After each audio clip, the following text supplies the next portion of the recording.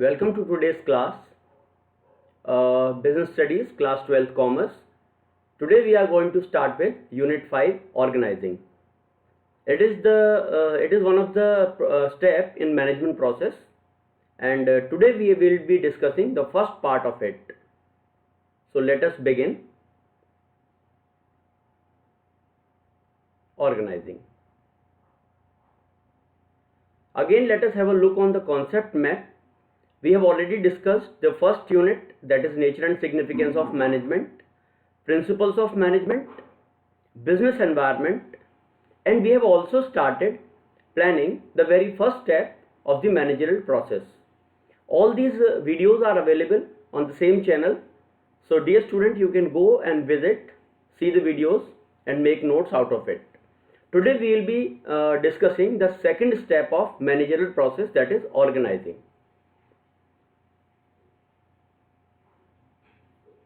So let us start with organizing.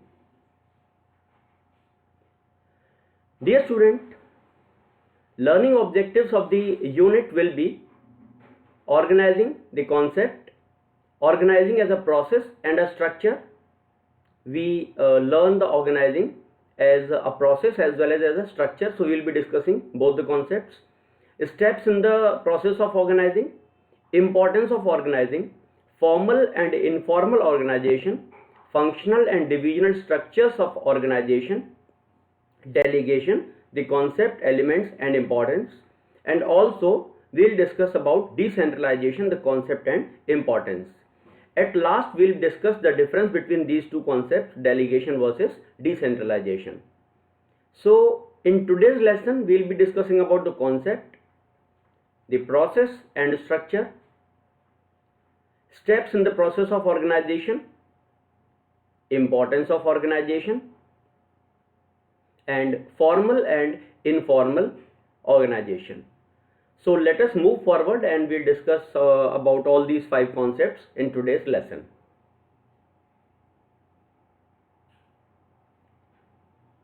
Okay, so when we start with the managerial process, first of all you have to keep this thing in mind that management is a universal concept. Management is pervasive, so it is present everywhere.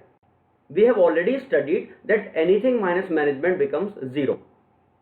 So whatever we do in our life, whether we plan a lesson, whether we go to school, whether we organize a picnic, we have a marriage function at our home, or organizing a school fete at your school. So anything we do, first of all we do planning. In planning we decide what to do, how to do, when to do, who will do that, and we make various we decide various targets, objectives, and also we make a strategy as how all the targets will be achieved. Also in support we make various plans, for example policies, rules, procedures and methods and budgets, etc. So all the planning has been done. Now what next? What will be our next step? So after doing planning, it is organizing. Organizing, in my view, it is simply synonymous of division of work, a systematic division of work. So in organizing, simply what we do is, first of all we identify the total activities, whether small or big. We identify various acts, various activities, various functions to be done. Then we do grouping of those activities, of the similar nature activities. At your house, suppose there is marriage. So first of all you decide, लड़का देख लिया, लड़की देख ली, venue decide कर लिया, date decide कर ली. This is all planning part. Now what we do is, we identify the activities, small activities, big activities, all the things. दूल्हे के कपड़े आने हैं, दुल्हन के कपड़े आने हैं, वेन्यू बुक करने जाना है, पैसे निकालने हैं, कार्ड प्रिंट होने हैं, है ना. तो छोटी छोटी activities we identify them, and then what we do, we group them. What is the meaning of grouping? Grouping means similar nature activities to be kept at one group, at one place. So this is called grouping of activities. हम भी यही करते हैं. Okay, market का सारा काम बड़ी वाली बुआ जी को दे दो, वो सारे काम अपने आप कर लेंगी. या फिर चलिए ठीक है उसको छोड़ते हैं, आपने अपने स्कूल में देखा होगा there are various activities, maths पढ़ाना है, इंग्लिश पढ़ाना है, हिंदी पढ़ाना है, अकाउंटेंसी पढ़ाना है, इकोनॉमिक्स पढ़ाना है. So what we do, we keep similar nature activities at one group. All maths related activities will be performed by the maths department. All science related activities will be performed by the science department. So this is called grouping of activities. First of all, we identify what small or big activities to be done, then we do grouping. Okay, so we'll discuss this thing later on. Organizing is, it essentially implies a process for which we coordinate human efforts, assembles resources, and we integrate. Two concepts are there, dear students. Number one, human efforts and assembling of the resources and combining them and integrating them into a unified whole to be utilized for achieving the specific objectives. Which objectives? Which we have determined in the planning part. Organizing can be defined as a process that initiates implementation of plans by clarifying jobs and work relationship. This is a very very important term, work relationship, and effectively deploying resources for attainment of the identified and desired results or goals or objectives. So in organizing, we do identification of work and division of work on the basis of specialization. Organizing, it's a teamwork. Building up a team for doing the task is organizing. Building up a team for the planned objectives is called organizing. Okay, so organizing we'll be studying in two ways. Number one, as a process, and number two, as a structure.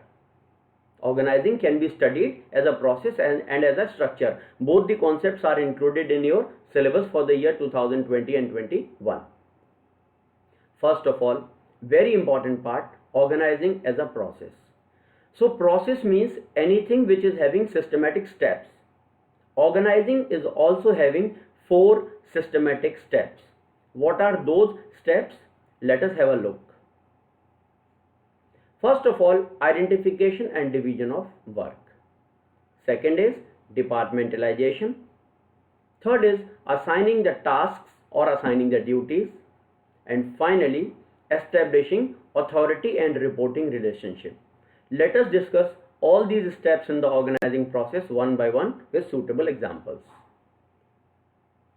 Organizing process, very first step, identification and division of work. I simply just now I discussed that whenever we decide a target, after deciding the target and making plans and making strategy how to achieve those targets, we have to identify what all activities are to be done, whether small or big. So total identification of the total activities is the very first step in the organizing process. आप कोई भी छोटे से छोटा काम अगर करेंगे तो you'll have to make a flow chart of the activities. For example, when you organize a fete in your school, you have to decide a lot of things. You have to imagine about what all activities will be performed while organizing a fete. You have to prepare the invitation card. You have to make great publicity about your fete that you are organizing. You have to decide the dates, and you have to collect the resources. You have to collect the money. You have to decide the venue, and after that you will have to decide the menu, and after that who will cook and who will sail, who will do the decoration part. Many small activities has to be identified. So this is the very first step, identification and division of work. Then the first step in the process of organizing involves identification and division of work that has to be done in accordance with previously determined plans. The work is divided into manageable activities so that duplication can be avoided and burden of work is shared among the employees. When we decide and identify the work, two things happen. Number one, no activity is missed out, and number two, no overlapping or duplication of activity is done. So organizing's first step is identification and division of work, which helps in two things. Number one, no activity is missed out, Number two, no duplication of work or no overlapping of the activities. So dear students, you can see the diagram also. A systematic division of work is there. We have grouped the activities. So second step is departmentalization. All similar nature activities will be performed by one group. Finance related activities will be performed by finance department. Recruitment of staff will be done by personnel department. Sales department will only focus on generating the revenue. Production department will only focus on production activities. So activities which are similar in nature are grouped together, and such sets facilitates specialization. We'll be discussing about the specialization also. एक ही काम को जब हम बार बार करते रहते हैं तो उसमें हमारे जो एफिशिएंसी इंक्रीज होती है, this is called specialisation. When we repeatedly do a task, we become specialised of that. So you can see various departments have been made in a organization like framing, siding, painting, inspection, shipping. These are the various departments. Grouping of activities, keeping the similar nature activities in one group is called departmentalization. Then assigning the duties. When the groups have been made, first of all identify the activities. Identification of activities के बाद में grouping of activities, and grouping of activities के बाद those tasks are allotted to the members of each department. That finance department will be doing all activities related to finance only. For example, procurement of finance, payment of interest on loans, and declaration of dividends, and maintaining cash books, and all the things related to finance will be done by only finance department. Likewise, recruitment of staff, training of staff, taking care of their salaries and packages, it will be done by personnel department only. Likewise, so these works are assigned on the basis of their competencies and their skills. Okay, so here we assign the tasks, we give the duties to different departments, and our organizing is not stopped here only. Then a very important thing take place, and that is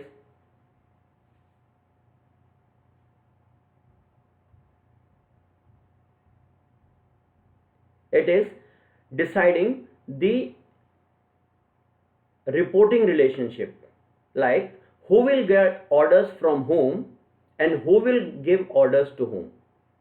मेरे senior कौन होंगे, मैं किन से orders लूंगा, और मेरे juniors कौन होंगे, मैं किन को ऑर्डर्स दूंगा. So this is the last step in the organizing process, and that is deciding the reporting relationship. The last step, that is deciding the reporting relationship.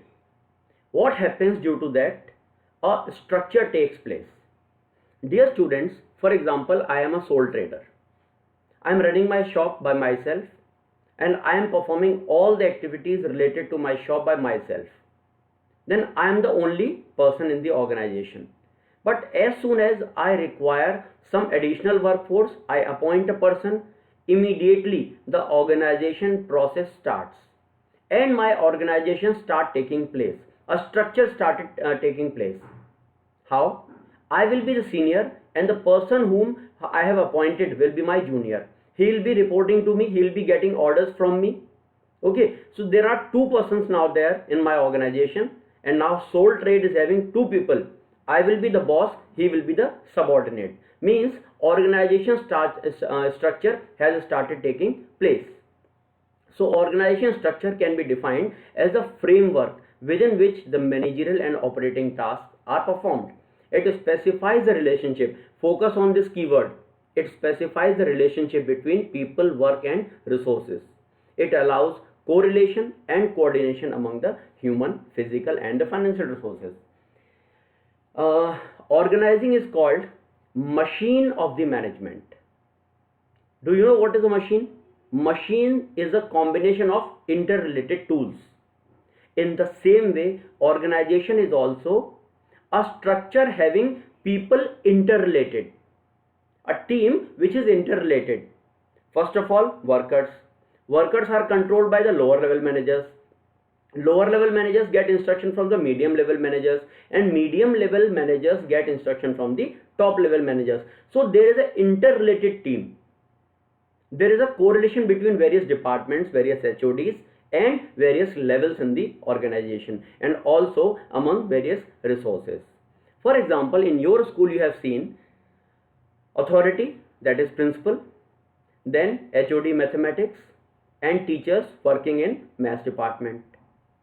In the same way, HOD English, head of department of English, teacher 1, teacher 2, many other teachers are working in this department.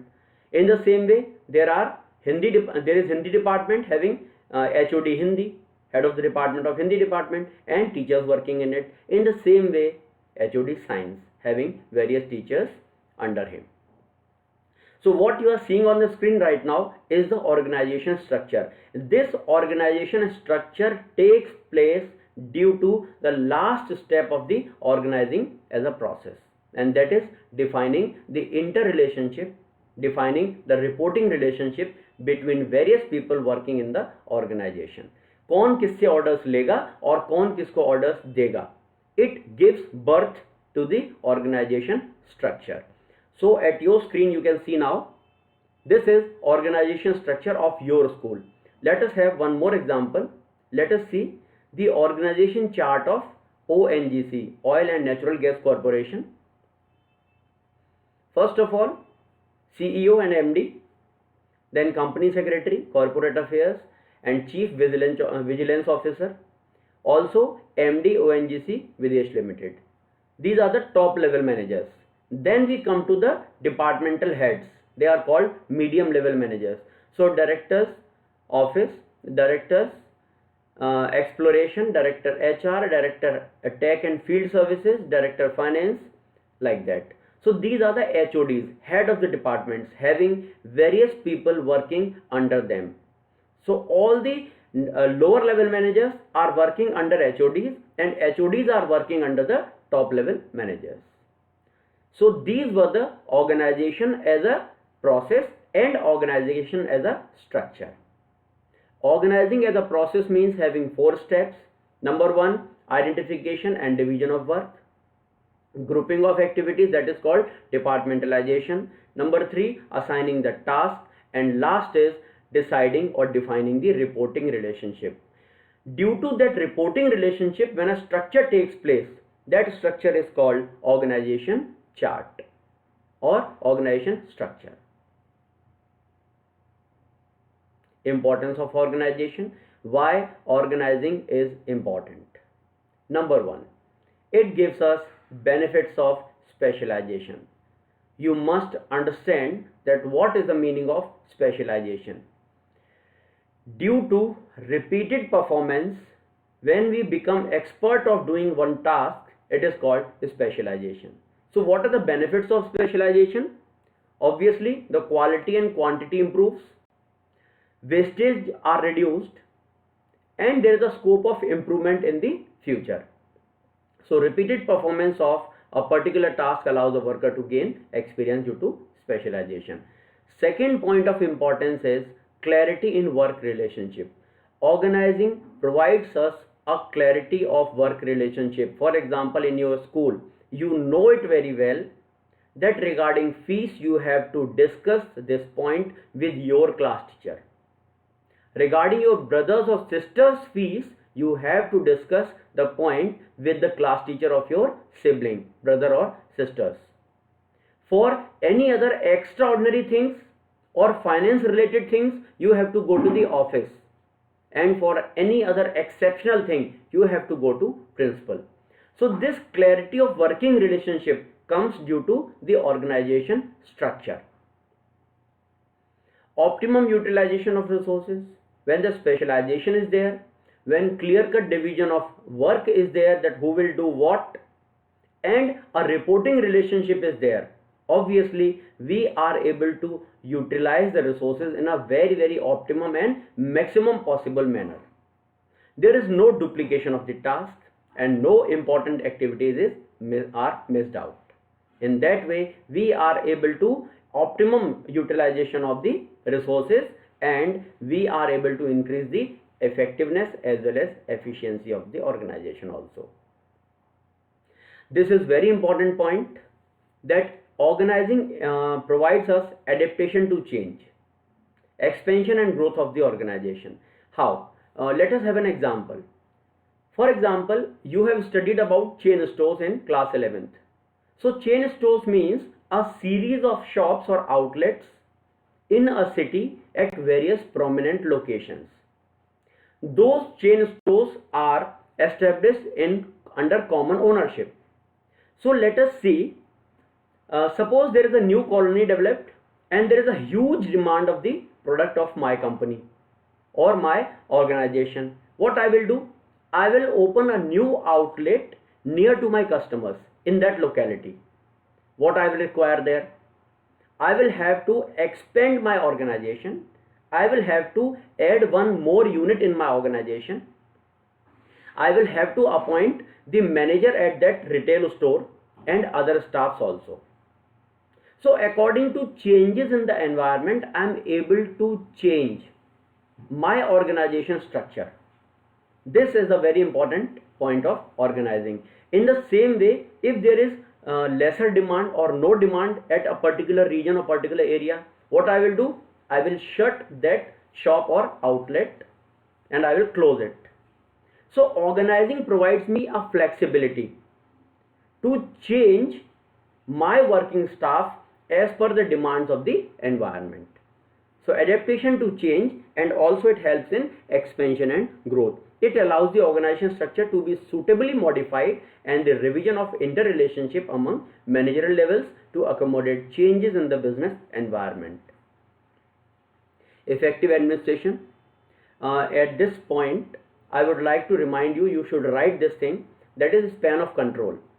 The span of control means that number of employees or subordinates which a manager can effectively manage or control. So dear students, while doing organizing, we take care of the span of control also. In your school, you know what is the ideal number of students in each class. It is near about 40. Because we consider this thing that 40 is the standard number a teacher can effectively manage and he can give individual attention to all the students. So for effective administration, there is a clarity of work relationship and we assign only a manageable number of subordinates under the supervision of a senior or manager. So it helps in effective administration. And last point is development of personnel. The person who is working now as subordinate, he is given a repeated task again and again, he gains the specialization. In future, that person can be promoted to superior levels. After little training, a small amount of training and development, he can be promoted to senior levels also. So in that way, our workforce is also developed due to organizing only. So these are the points of organizing, importance of organizing. Let us move forward. A very important and interesting topic we are going to discuss now: formal organization and informal organization. In your school, you must have seen, while you are sitting in the class or while you are sitting for appearing in the exams, you are sitting in a very particular manner, irrespective of the fact whether the person is your friend or not. You are sitting with him because we have to achieve a special objective. So formal organization is the structure of organization which is created deliberately, willfully created to achieve some organizational objectives under strict rules and regulations made by the organization. So formal organization is the organization structure which is always established to achieve some particular tasks. And now if we discuss about informal organization, it is the interaction among people at work which gives rise to a network of social relationship. While you are having your lunch or you are playing in the ground, you make a group which is not made by anyone, but it is made by according to your own interests and choices. You choose your friends as per your convenience. That is network of social relationship.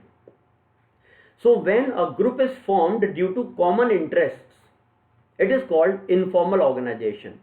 Both must go side by side in each organization. both are very important. Formal organization as well as informal organization, both are very important.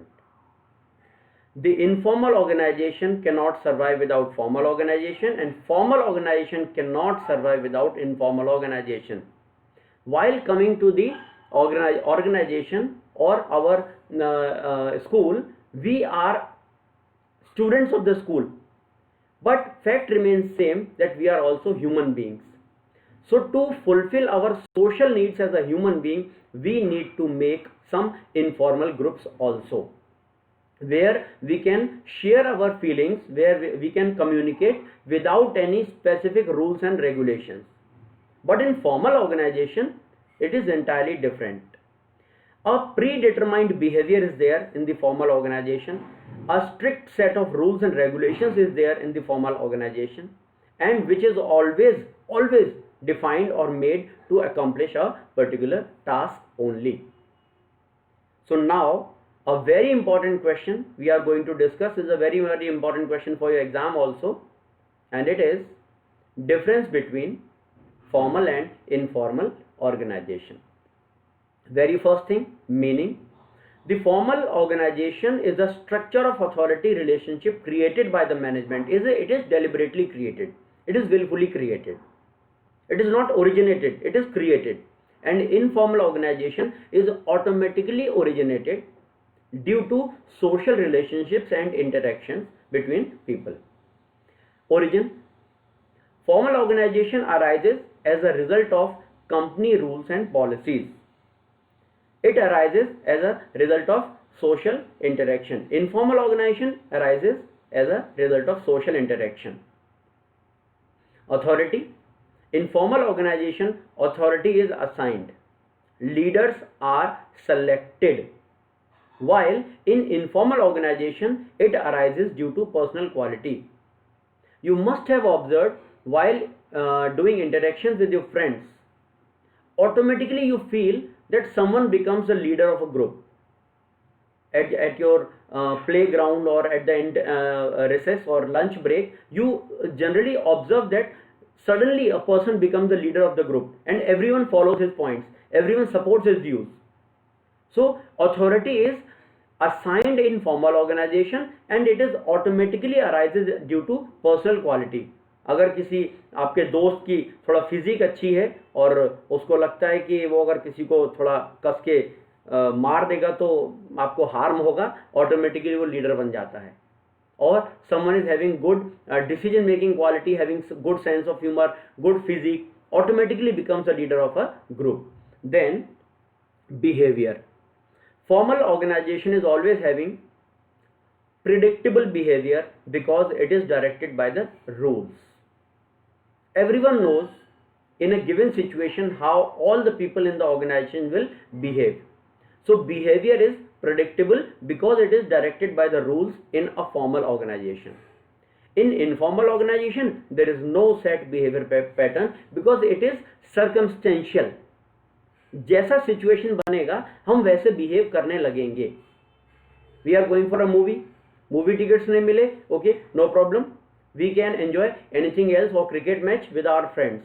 So there is no set behavior pattern. But while going to your exam hall, you all know what everyone is going to do. What are the do's and don'ts? They are already decided by the rules of the organization. Then flow of communication. In formal organization, in the formal organization, the communication takes place through scalar chain, which we have already studied while studying the 14 principles given by Henry Fayol. Scalar chain is the path of formal communication where all the patterns of communication are clearly defined. That who will communicate to whom. While in informal organization, there is no set pattern. There is random pattern of communication behavior, which is called as grapevine. So always remember, the path of formal communication is called scalar chain and path of informal communication is known as grapevine because it can move to any direction. Basically the rumors. आप दोस्तों से बात करते हैं, आप पहले से कोई एजेंडा लेके नहीं बैठते कि what we are going to discuss today. any topic can arise and you can start discussion on that. And then formal organizations are rigid because it is having predetermined rules and regulations which are well defined. Everyone is bound to follow the rules and regulations of the formal organization, while informal organizations are flexible. In your class you cannot have more than 40 students, but in a group or any informal social networking group, you can have as many friends as you want who are having common interests and common behavior patterns. Leadership. Formal organization is having managers as leaders which are selected. In informal organization, the leaders may or may not be the managers, they are simply chosen by the group. जिनकी तरफ group के सभी लोग हो जाएंगे, he will be considered as the leader. So leaders are selected in formal organization and leaders are elected in informal organization. So this is going to be a very important question for 5 marks in your board exam.